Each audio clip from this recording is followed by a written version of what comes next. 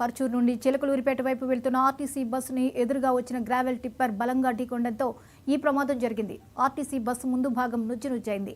ప్రమాదంలో RTC bus driver 2 కాళ్లకు తీవ్ర గాయాలయ్యాయి. మరో 2 ప్రయాణికులకు కూడా గాయాలవ్వడంతో వారిని హుటాహుటిన పర్చూరు ప్రభుత్వ వైద్యశాలకు తరలించారు. ప్రమాద సమయంలో బస్సులో 20 మంది ప్రయాణికులు ఉన్నట్లు తెలుస్తోంది. పోలీసులు కేసు నమోదు చేసుకున్నారు.